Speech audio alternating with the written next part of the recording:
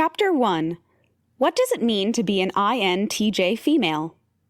Profile of an INTJ female. So, you're an INTJ female?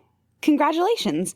You're part of the less than 1% of the population with that title. You've likely been misunderstood your entire life and probably haven't met other women like you. From the outside looking in, we are the solo woman in the corner of the coffee shop reading a book. We are the employee eating lunch at our desk or in our car instead of the break room. You're the one with a to-do list for each day, and your grocery list is organized by department. We wear our minimalistic black/white/gray wardrobe proudly and don't spend time on stereotypical female activities like shopping or gossiping, and we have very few friends. To an outsider, we're the woman with a death stare, a piercing gaze able to look right through a person. As an INTJ woman, you slightly scare and intimidate people. Others think we are void of emotion, but they will never know otherwise unless we choose to share this with them. When we INTJ women speak, we do so after we have carefully analyzed all facts and will then proceed to list in detail all the reasons someone is wrong. The list is long. On the inside, we have much more going on than just being an antisocial bookworm. As an INTJ woman, we are highly intelligent and love learning about anything that sparks our interest. We are highly strategic and always have a contingency plan and think at least 10 steps ahead. We can quickly put together pieces of information from the past, along with new information to form a conclusion. This means we can often predict the outcome of events, and often mutter, quote, "I told you so." We are very analytical and enjoy finding out the why and how behind everything. The INTJ woman thrives on organization and planning. We don't enjoy spur-of-the-moment changes, which can lead to us turning down last-minute invitations. You strive for efficiency in all areas of life and believe only you can do the best job by taking control of situations. While we appear quiet, we have dozens of conversations in our head each day. We're also not shy. We just need alone time to recharge because socializing is draining. There is no gray area for the INTJ female, and we base decisions from facts rather than feelings. The elusive INTJ female. We are few and far from the stereotypical female. We are difficult for others to understand since we break traditional female ideals. By learning more about yourself, you'll realize your personality type is unique, but perfectly acceptable. What does INTJ stand for? All these letters and no idea what they mean? Let's review a quick rundown of what INTJ actually stands for and means. The I is for introverted. This is how we gain our energy. We, INTJ ladies, thrive on alone time and can feel drained after too much human contact. We need time to be alone, recharge, and process emotions without others present. When an INTJ woman says her plans for the day are nothing, it means we actually plan on doing nothing, not that our schedules are open. We need that alone time. The N stands for intuition. Weird, but there couldn't be two I's, I suppose. This refers to the way the INTJ woman takes in information. We take in information and process it internally. We're not the type that needs to talk things out. We make decisions based off of gut feelings and quickly align new information with old information. We also tend to make decisions based off of previous experiences. Example: screw us over once, and we'll likely always assume you'll do it again. None of that mushy second chance stuff. Intuition is how an INTJ woman can tell what's going to happen next, and usually mutters, "Told you so." The T is for thinking. We make decisions based from facts and logic, rather than fuzzy feelings and consideration for others. It's not that we're cold-hearted, we really do have feelings.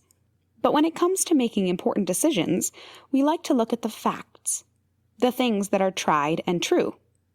Making decisions based on feelings, insert cringe, leads to choices based on comfort, not on practicality. And we need practicality. Finally, the J is for judging. This is related to what we do with the information we've obtained. Our brains are hardwired to categorize, sort, and file information neatly away, and this is exactly what we do with each new fact. The INTJ woman is constantly comparing new information to old information and making connections at amazing speed. Although we are quick to piece information together, our judging side means we enjoy sticking to a plan and aren't one to improvise at the last minute.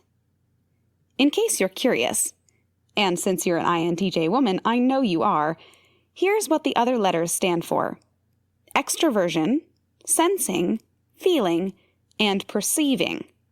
The opposite of us INTJ ladies, as you can see.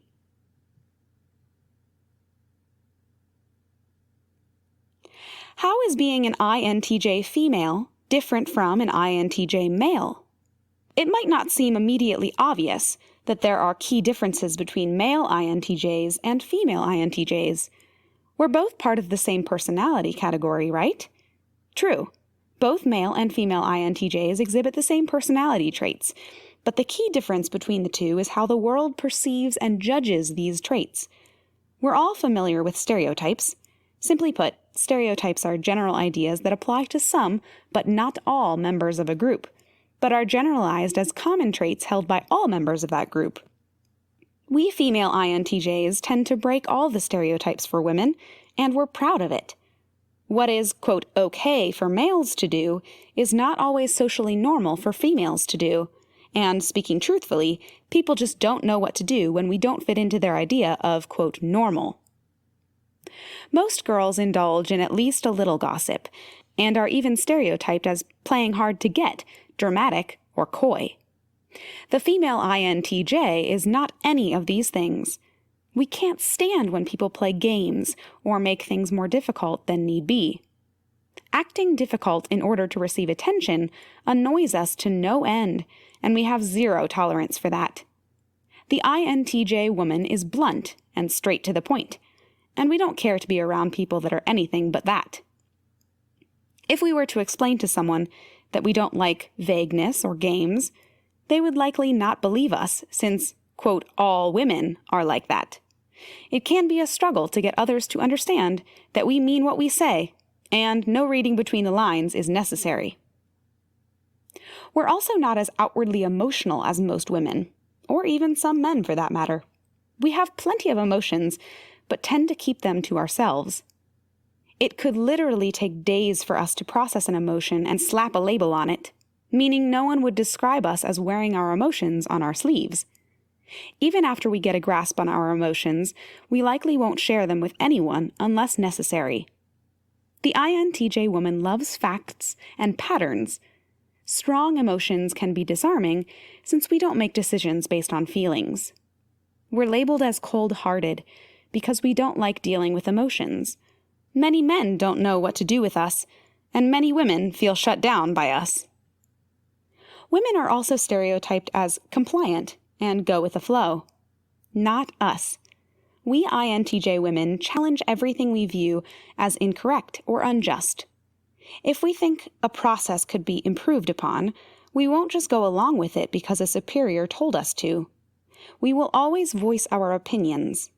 If that person is lucky, we may even phrase it in the form of a question instead of flat out telling them their way isn't efficient. The INTJ woman doesn't just accept something. We constantly challenge the status quo, look for ways to improve workflow, and demand a logical explanation for everything. One of our favorite things to do is to keep asking someone, why? And make them state in their own words that their logic is wrong.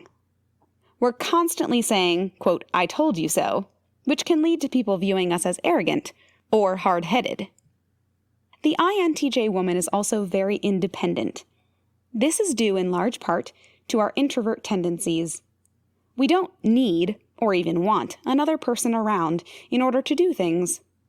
If we want to go to our favorite restaurant or see the newest movie, we won't think twice about grabbing our purse and heading out solo.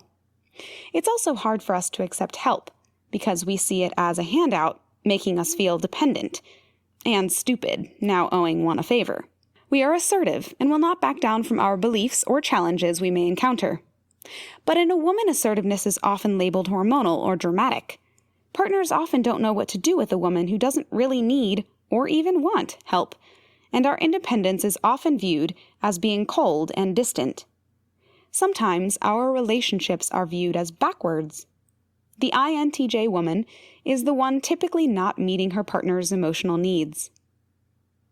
Our interests and knowledge are parallel to typical male interests. We enjoy STEM subjects, independence, logic. We can likely fix a clogged pipe, or can figure out how to maintain our own vehicle. We have the confidence to research and tackle almost any project head-on, and it takes a lot for us to ask for help. If we do break down and ask for help, we're the women that hover and offer to hand you tools or ask if we can do it while you walk us through it. It takes a special guy to be okay with a woman who doesn't need help, although most friends will think it's so cool how we can tackle anything. One major difference between we INTJ females and other females is that we are not here to please others. We don't care if other people like us, if we have friends, or if we have plans on Friday night. The opinions of most people do not matter to us. We're not here to be the prettiest, most popular, or social. We're here to learn, take charge, and tackle every obstacle we come across. We may be viewed as outcasts or loners, although neither label offends us. Other women often don't know what to do with us because our priorities often don't align with theirs. Even if we do find other goal-oriented peers, they often don't make decisions based on the same reasons as us or live to the same standards as us. Many people are intimidated by us INTJ females because we are unpredictable by typical female standards. We don't fit into the idea of a stereotypical female, and I've even been called a woman with a male's personality. The characteristics we display aren't uncalled for, but they are more often displayed by men instead of women. One of the biggest obstacles in life for us is that we break the female mold. Men are often intimidated and turned off because they feel emasculated. Women are often also intimidated and turned off because they can't relate to us, or instead view us as competition. This often leaves us INTJ women alone until we can find partners and friends who can tolerate our independence, intelligence, and assertiveness.